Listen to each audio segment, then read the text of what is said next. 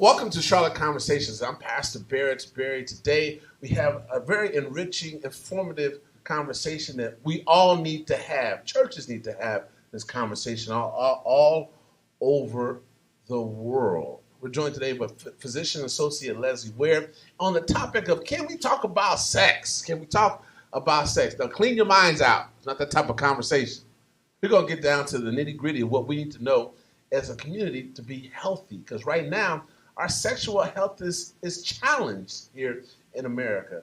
And those who are suffering the most are Black and brown people who are suffering the most for some of the illnesses and the viruses and the whatever else that we could avoid with proper education and then action afterwards. So, Leslie Ware, who are you? That's an interesting question. I'm a lot of things, but I'm going to start this time by just saying I'm a mother of 2 daughters and a granddaughter, and I am a native of Omaha, Nebraska. I thought I'd just start somewhere different. Yeah, but I'm a physician associate, and I am also a health educator. I have about 35 years of combined experience helping people to achieve their optimal health and well-being. Very good, very good. And so, in your line of work, why did you think this was a conversation that we need to have today? Well, so I've been practicing in primary care for all of those years, and what I've noticed is that there's just not enough conversation about sexual health. Mm-hmm. Me included. When I was a teenager, I started my menstrual cycle, and I just remember my mother saying, "Hey, you need to consider birth control because anything can happen." And that was pretty much the conversation that I was given. I didn't have much more information than that. Didn't get much through the school. And I know that people from teenagehood all the way to adulthood are just not having enough conversations and appreciating that we are sexual beings. We all got here the same way.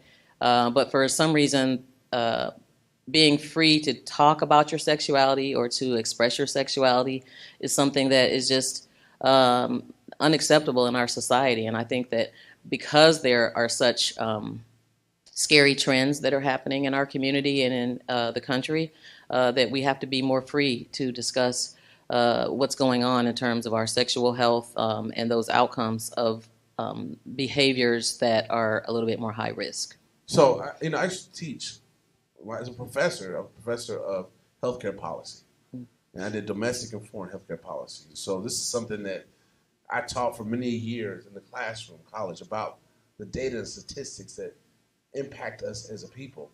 For instance, in Houston right now, I think they've had an increase of syphilis, some 123% or so over the last few years. Yeah.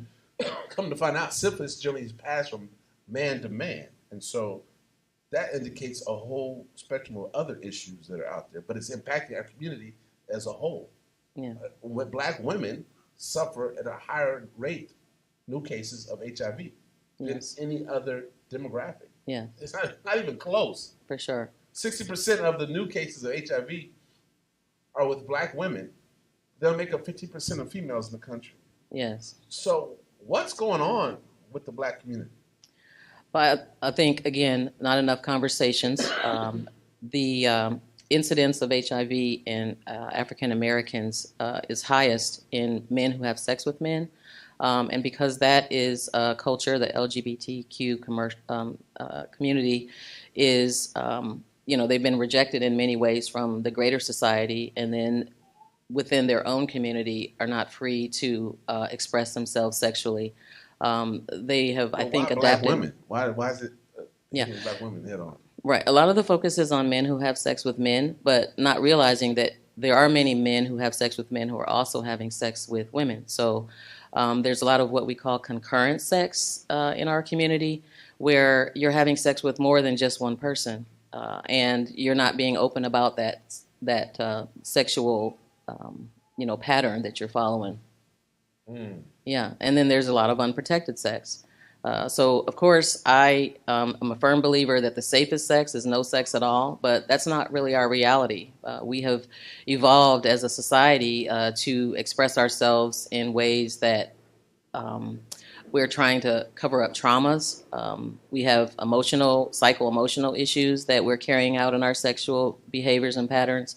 The down low didn't stop after the movie. I mean, it's still a thing. The down low is still a thing. Yeah. And it's growing rapidly in our community. So I don't even know PrEP. What is PrEP the new? What is PrEP? PrEP is a therapeutic approach for preventing the spread of HIV from person to person. It's actually a medication that you take. They're one of 3 different antivirals that prevent the transmission, 99%, not 100% of transmission. So it's also a access to care sort of strategy. Mm-hmm. So it's important that people that are involved in PrEP, like myself in my practice, I have a sexual health program that I initiated in July in partnership with Marula Health, another healthcare practitioner that I'm partnering with. Mm-hmm. But you're to go into the community and to do screenings, create awareness around sexual health and sexually transmitted infections, and then to provide access to treatment and wraparound services if you find someone that is positive for HIV. And, I think we as a church haven't spent much time discussing or talking about HIV and watching it spread. I know when I grew up in the church, my cousin was a guy, got someone pregnant. At first, he didn't have to come and stand before the church and say he did anything wrong. He got somebody pregnant without marriage. But the woman had to go up before the church and say that she made an error and, she sinned, whatever she had to say before the church. And ultimately, they went and talked to my cousin and said he had to. But that was a big deal back then. They even have that type of discussion about pregnancy without marriage. Yeah. Today, what is the conversation that we need to have with the people in the church, besides what we're saying now? Is there anything specific that we're not covering? Well, I think that it goes beyond morality, and people need to understand that we're all sexual beings. That's a part of our nature. And at some point, even your teenager, the average age for beginning to explore sexual experiences is 17. And so for most people, your teen is going to probably have sex before they even leave your house. So if you're not able to, as a teenager, have a conversation with your parent, then you're going to go out and explore your sexuality. And especially if you are choosing an alternative lifestyle or your nature is an alternative lifestyle where you have attraction to the same sex, then it makes it that much more uncomfortable to explore these things. But when you think about it, our parents, our grandparents were having children when they were teenagers. Right. There was a greater sense of community around that parenting experience, and they got married younger. So, the ball was rolling at a much earlier age, but it was in the context of a proper family sort of structure. Yeah. Mm-hmm. They were married. Yes. Having kids. Yes, they were married and having kids at an early age, and they were supported by their community. Right.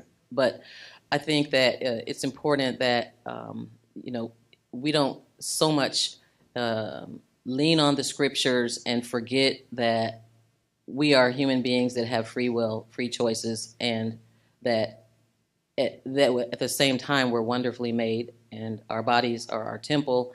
And to create those messages and sort of blend the messages that come from the pastor, from the pulpit, that people are looking for you to give them advice in all areas of their life. So I don't know why we ignore the sexual part of our lives. Well, I still believe abstinence is best. I still believe that you should wait till marriage before you at least have a baby. I'm still trying to learn. I had a conversation with some young people this past week in preparation for this, trying to figure this out, why they think it's okay to have a baby before marriage. And the responses that I'm getting, don't you know that you're going to have this child is going to be you're together with this person you have this baby with for at least 18 to forever. Mm-hmm. Yeah. 18 years through forever. Mm-hmm. But they don't see it as they think that marriage is something that's challenging.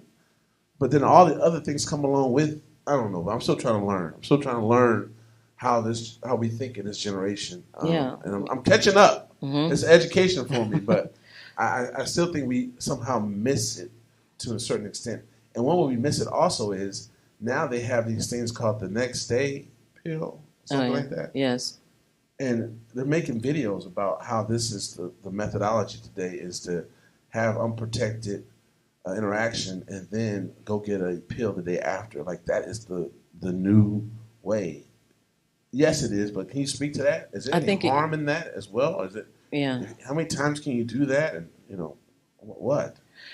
Yeah. So there is a morning after or a Plan B option for people who are involved in a sexual encounter and they may be at risk for getting pregnant and having an unwanted pregnancy. So it's a progestin-only pill that a woman can go and take within 72 hours of sex and then not actually become pregnant.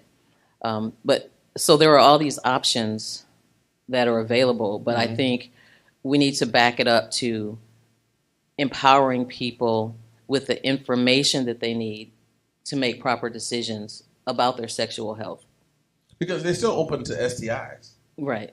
And Exactly. I think what I'm trying to lead to is they're missing the point is you're still open up to these STIs. And now today they increase it in our community is you can lose a lot with these STIs. Yeah. So now, what I've noticed, for instance, gonorrhea. Yeah, for sure. Oh, it's one that was common. But now I think you were telling me that they have forms of gonorrhea, strains of gonorrhea today that resistant to penicillin. Right. Yeah, and other antibiotics that had typically been used to treat gonorrhea. Now they're becoming resistant. So the treatment options are out there, but again, I think we just need to really start to talk to people about being comfortable with their own sexuality, with their sexual identity, addressing micro traumas. There are a lot of people that carry out their sexual behaviors, their sexual life, covering up psycho-emotional issues.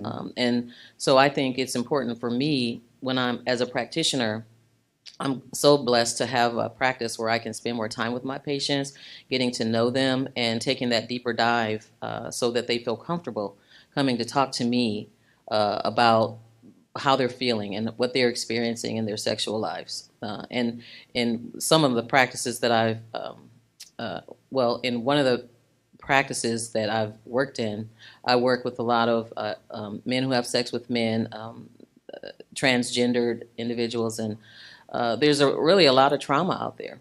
And I think that mental health should be addressed just as well.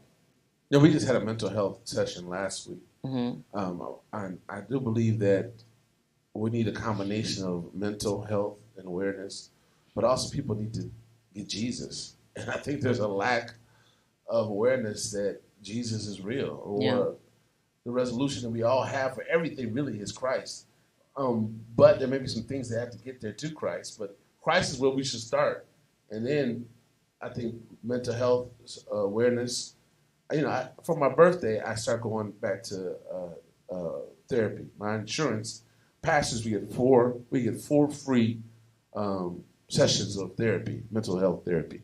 So I've done 2 so far, and I went for my birthday, and I loved it because I hear everybody else's problems, but I never get to tell anybody my problems. Yeah. So I'm sure that woman got all her earful for that whole hour. I mean, she got to a point she was like, "Man, that sounds really interesting." I mean, she was I think she's trying to write a book off of me. But I say it to say, we talk about the issues around sexual identity is the fact that we really need to spend more time with discussing mental health. Yeah. And to get to that point, to make these decisions, it takes a lot. And I'm not we're not an affirming church, but we are a church that doesn't judge. And I think that more churches should be in a place that whatever your ailment is, whatever your issue is, whatever your struggle is, feel free to bring it into this church. I do believe in miraculous ways of the Lord still, so I still believe in that. But what's your thoughts today? How do we, with all this different conversation that's taking place about identity in the medical field as a clinician, What do you see coming out of it? What do you see on a day-to-day basis coming out of it? The gender identity and the different lifestyles. Yeah, yeah. On the clinical side, what do you see? I see a lot of suffering in silence, and that starts with the first rejection when you decide to come out and express your identity sexually and as an individual, because it really is kind of happening at the same time. You're saying this is who I am, and this is who I am, and what I choose sexually, and who I choose sexually. And so the first rejection comes from the person's family, and many times, and then it comes from their church. And so a lot of times they don't have a way or a forum for discussing how they feel. How's that impact their physical health? Well, your mental health is very much a part of your physical health, and if you're not living and achieving an optimal health sexually, then that also affects your mental health. And if you are anxious and depressed, then a lot of times you will express that in your sexual health and your sexuality. So it's all sort of intertwined.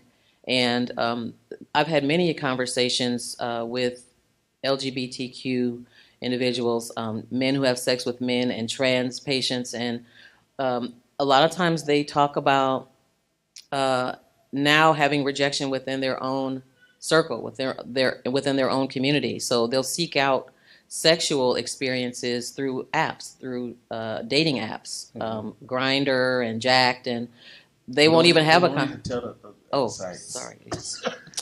Yes, you're right.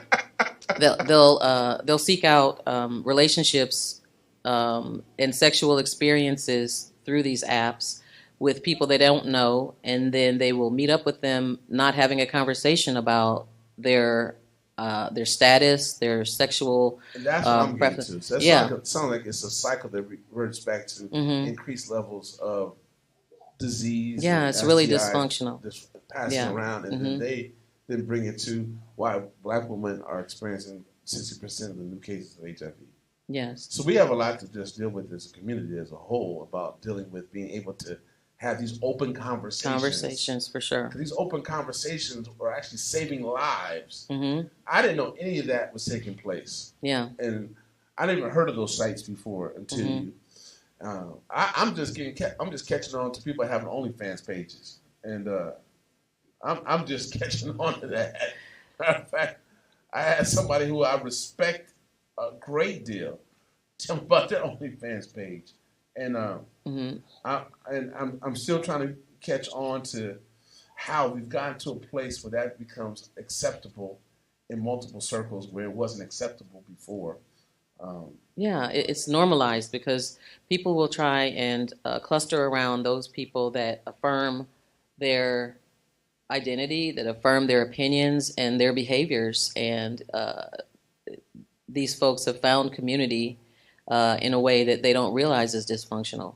Because part of having a healthy sexual experience is to know the person that you're going to have relations with.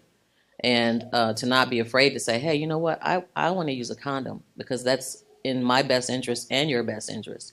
But if you don't feel comfortable that that person is going to accept you and that they are going to reject you, then you'll kind of go with the program. And that leads to, a greater incidence of STIs.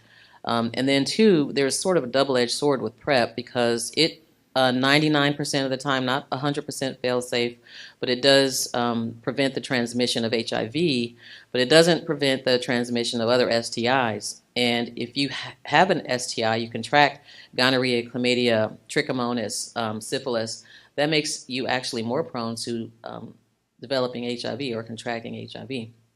And then, yes, it's really kind of scary that we've come to accept that, okay, as long as I take this pill, then I'm free to not wear a condom because all I have to do is go get a shot or take a couple of antibiotic pills to get rid of these other infections.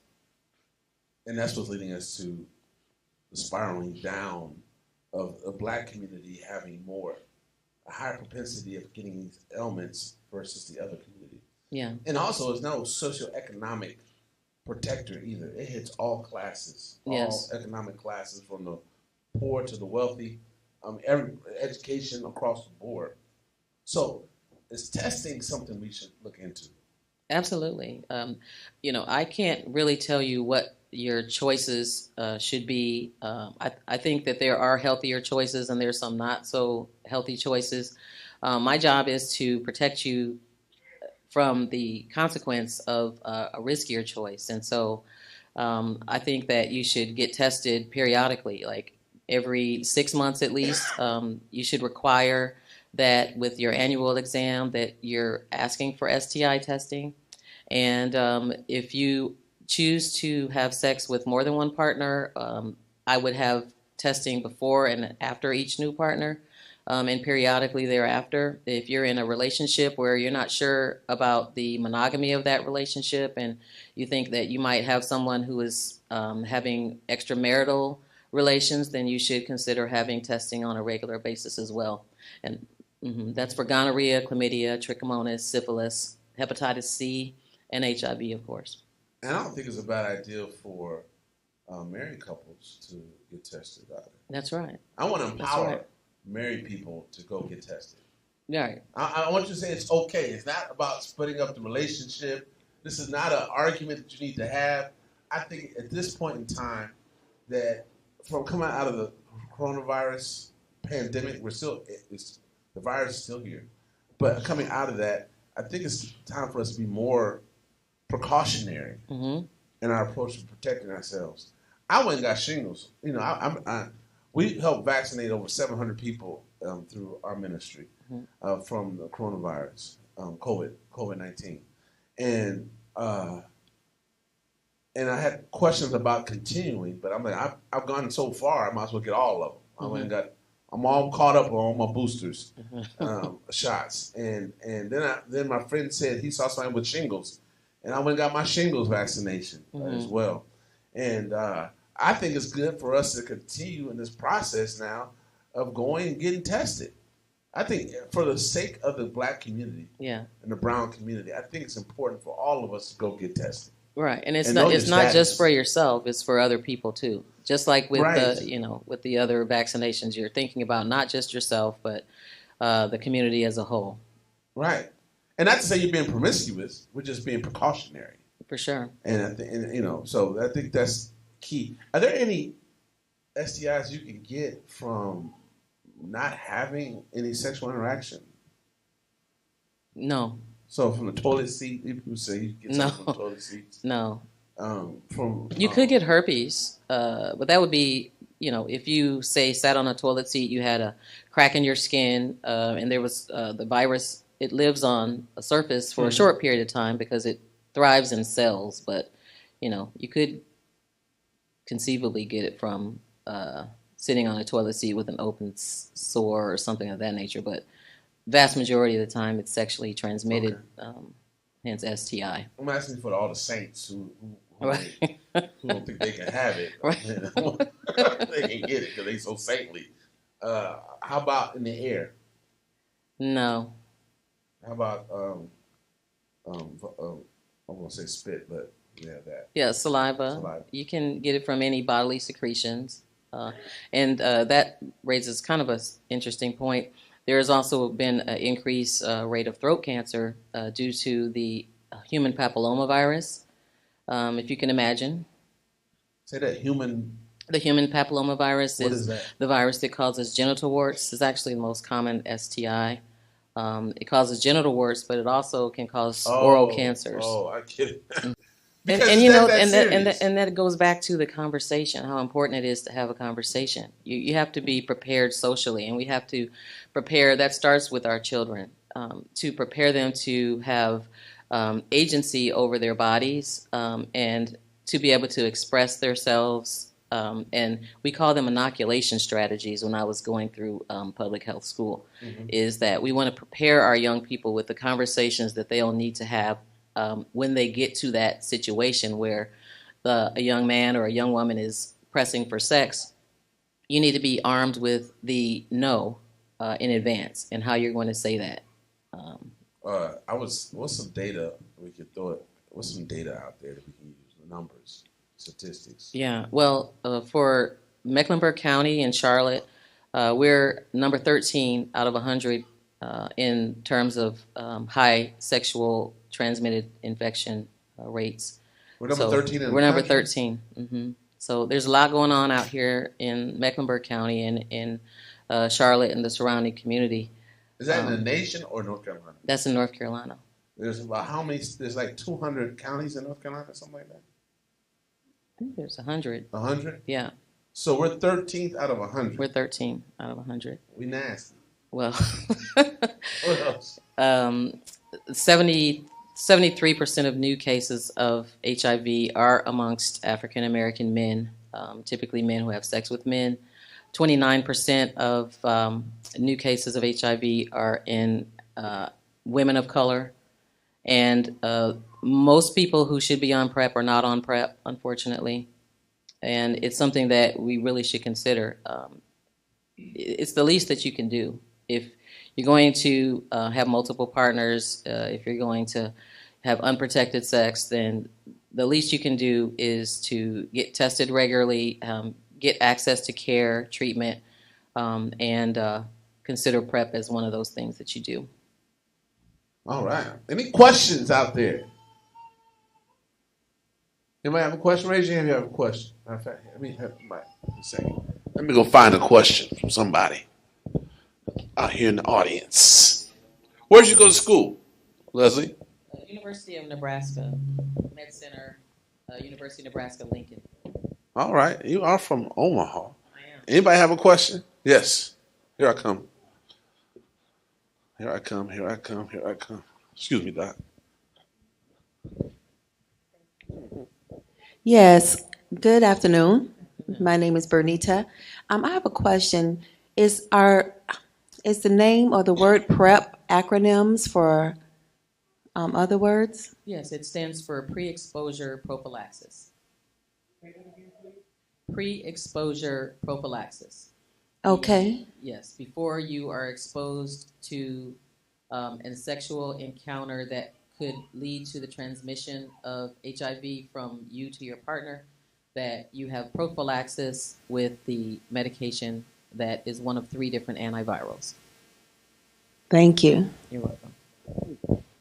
That's a good question. Anybody else with a question? Willie, I know you have a question. So, before we depart here, what's the number one thing that we as a community can do to change the condition of the outcomes that we're seeing now in our community around sexual health? We need to start talking about it. Parents need to figure out how to talk to their children. Children need to feel comfortable talking to their parents about their sexual identity, about their sexual health, about their nature, their feelings, about encounters that they may have with their peers. Healthcare providers need to be more sensitive to sexual health matters during the course of an office visit, not poo-pooing it off and avoiding the conversation. And patients need to feel comfortable that they can access someone that they trust, that they can share the most intimate part of their being. And so we as a medical community need to be more open to all comers when it comes to sexual health and sexual conversations. And people in relationship need to feel more comfortable getting to know the people that they're having, that they're considering having sex with, or having a relationship with. And you should seek not just the sex, but a healthy, loving, and nurturing relationship in the midst of all of it. You said the average age is about 17 when people start having sex? Yes. Well, all my friends had sex before 17. And I read somewhere that 12 is like where it really starts. Mm-hmm. Well, 12. Yeah. 24% of cases of HIV are amongst 13 to 24-year-olds. Yeah, so I think this conversation is, people try to frown from it like high school, but 12 is middle school. Yeah, for sure. When I was a substitute teacher, we would have a church was going to be in the school, so I substitute taught for a while. And there was a stage, and we're talking about 7th graders behind the stage on a regular basis. We would catch them doing what they do. My question is, when having a conversation with your child about sex, what should you say? Well, it depends on how old they are.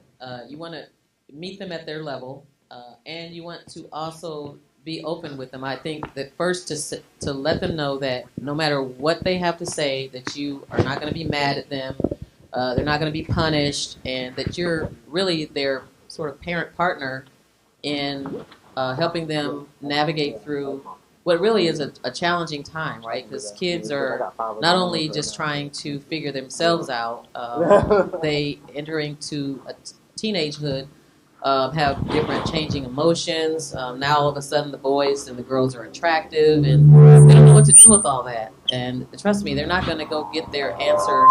They're going to go get their answers elsewhere if you don't provide them that secure, safe place to have the conversation. So you can talk to them about their anatomy. That's important. I think you should talk to them about having autonomy over their sexual choices. Being comfortable within their own skin is fundamental. And from that place, I think flows more proper decisions and more confidence in saying, this is who I am as a person. This is what I choose about my body, and I have agency over my body. It is mine, and I have the right to say no if I want to, and I feel confident that if that no means that you're going to say, I don't want to be in a relationship with you, or I don't want to be your friend anymore, then so be it. We have to give them that confidence. Yes. So you have a flyer here. Do you offer testing? Yes, I do. Every second and fourth Monday from 9:30 to 11:30, in partnership with the county and Marula Health, we are offering free STI testing. That includes gonorrhea, chlamydia, trichomonas, and HIV, as well as syphilis. And all you have to do is give us a call, 980-949-6000, and we can schedule you an appointment, or you can just drop in. And where are you located, and your website?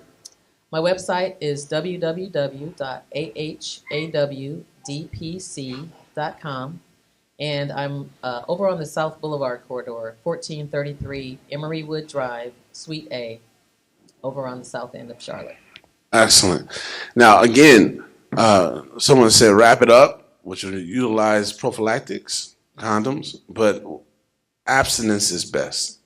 If you're not having unprotected sex, if you're not having sex, you don't have to worry about catching the STI. For sure. And I think today, without knowing how people are, and we're in emergency mode here in the Black community as far as catching the different STIs. Yeah. See, mainstream news and media is not going to talk about how bad it is in the Black community. They talk about the numbers as the overall community. And those numbers don't appear as bad. But when you break it down to Black folk and the like, you start seeing a disparity between our health versus mainstream health. That's right. And we need to be more alarmed that we as Black and brown people are suffering at a greater propensity because we're the ones that go to church the most. So I don't even understand it. But anyway, the church doesn't matter because they're not talking about it. They're not talking about it. And we need to talk about it more. So thank you for allowing us to be bold, brave, and courageous to have this conversation today. Thank you so much. Thank you. Thanks for joining us here at Charlotte Conversation. We had a great conversation with physician associate Leslie Ware today, 35 years of experience, and she's been my doctor in the past. And you go check her out at her practice there off South Boulevard and Emerson? Emerywood. South Boulevard and Emerywood, right here in the great city of Charlotte, North Carolina. Always remember this here at the Empowerment Ministries. We love you. We absolutely love you. And there's absolutely nothing you can do about it. God bless.